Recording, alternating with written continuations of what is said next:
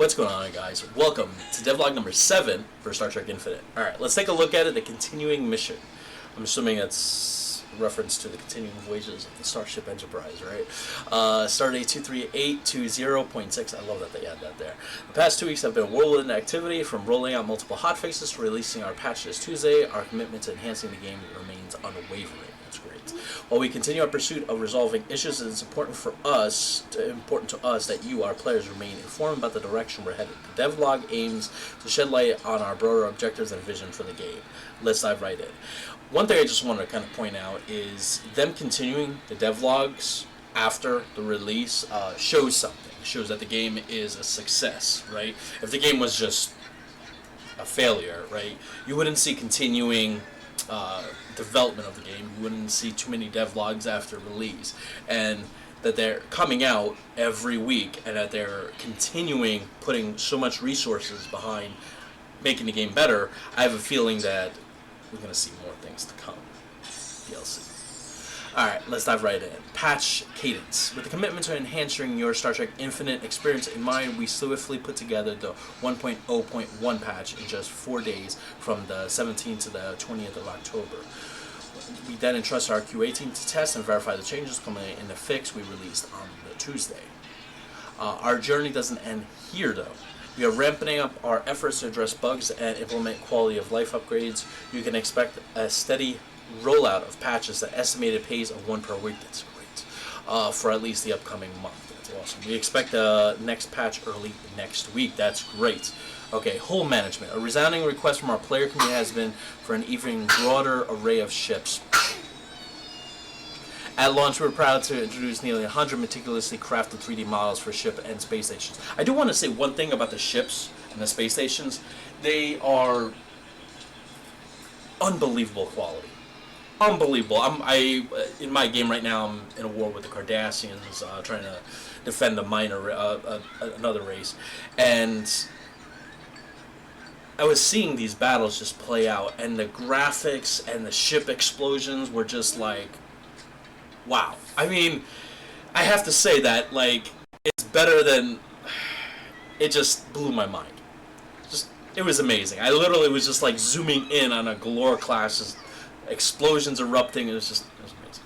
Just want to point that out. We poured our energy into ensuring each faction had its crucial slots fixed, leaving no faction without a suitable ship or station. However, in our drive to achieve this, certain iconic models were inevitably sidelined, like the Ambassador, Nebula class, and the notable absence of the Brielle class. Yes. Actually, I actually made a video about this, and I've posted on the Discord as well about these ships. The Ambassador class, I think, is just... You know, it's one of my favorite ships. It's the predecessor to the Galaxy class, and if you guys ever watched yesterday's Enterprise, many of you already watched it, it's an amazing ship. It's a gorgeous ship. I love that ship. And I wish we get to see more of it, especially in this game. And I was waiting for the mod community to introduce the game, but it looks like there might be other things that might be happening. These decisions stem from the scope considerations, resource limitation, and a need for a system that would aptly accommodate them. Our current endeavor focuses on developing a mechanism to interchange hull designs with each ship's size category. This aims to offer modders the flexibility to introduce additional ship hulls without displacing existing ones. Oh, okay. Plus, it's a step forward in our commitment to continuously bring fresh ship designs to our player base. While this feature remains in its infancy, I promise it to be back with more detailed insights as it progresses. UI upscaling. Addressing the challenges intricately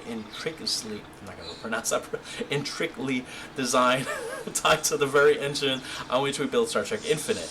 While it might seem like a straightforward tweak, it's not as simple as checking a box. Fortunately, our foresight ensured that our art assets were designed with scalability in mind. However, as with any complex system, increasing scale sometimes introduces unexpected quirks. Rest assured, we're committed to enhancing this feature. While a comprehensive solution might evolve through gradual improvements, our team is already hard at work exploring and testing features for specific elements of this challenge. Very cool. Playable minor races.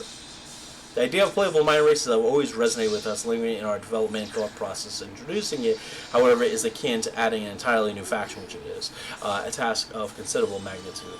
Currently, we're diving deep into the feasibility of bringing this feature to life. That right there says a lot. One, playable minor races is going to be amazing. Two, that the game is so successful that it looks like...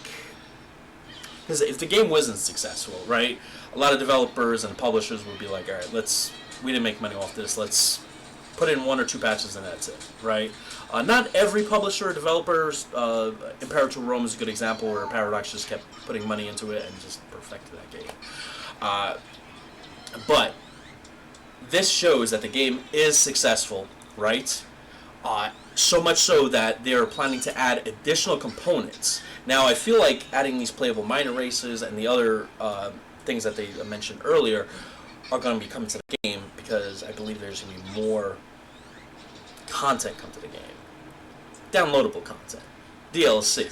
I have a feeling that this game, when it was built, right, it was designed with the alpha and beta quadrants to start, right? But I have a feeling when the game was designed, or maybe somewhere during the development process, they were like, all right, let's release with the alpha and beta, and then we'll add the gamma and delta quadrants. Because I think adding all 4 quadrants with all those races, the Dominion, the Borg, that would have been a monumental task. I mean, just splitting it up, right? Releasing the game with the alpha and beta, and then adding the Dominion with all the gamma quadrant races, events, and such as a first DLC would be incredible. And then adding the delta quadrant as the next DLC with its races and with its Borg and Species A472, I think that will give the developers enough of a challenge with each DLC to feel that there's going to be a lot there. I mean, if you get a DLC for the whole Gamma Quadrant, right, that's a lot, right? Consider all of Star Trek Deep Space Nine, all the races that we ran across, right? All the events that happened during the 7th season of Deep Space Nine, that's going to be integrated into the game. So it's not going to be a small DLC, it's going to be a big DLC. You got to represent all those races in there, right? All those different kind of ships, and the Dominion, right? And then you got to also include the Bajoran wormhole. I mean, it's a lot. So these DLCs are not going to be small little additions, they're going to be big additions. Currently we're diving, yet it's crucial to understand that it's still in the exploratory phase. Much like introducing an entirely new faction, there's a myriad of intricacies and potential challenges we might encounter. For now, it's to be determined feature. We're excited about the possibility, but are still navigating its complexity. Stay tuned and I'll return with more updates as they unfold. I think that'll be a great thing. I do see that as being a monumental, because I mean, think about it. You can't just turn on, the minor races to be playable, right? You gotta have to give them enough ships to play around with. That one ship that most minor races get is not gonna satisfy most players, right? You're gonna have to differentiate that up, add some new designs. So it's a big thing. I honestly rather than focus on the Gamma and Delta quadrants. I think that by itself, and as much as I love the modding community, I do feel that eventually modders will get to figure out a way to add a Gamma or Delta quadrant, but I think that would be a long time coming, right? We're talking years, right? Like, you develop a modding team and say, all right, let's add a Gamma quadrant, let's add the Delta quadrant, right? New Horizons took a long time to develop to where it is, right? So for the modding community to add the Gamma and Delta quadrants, a long time.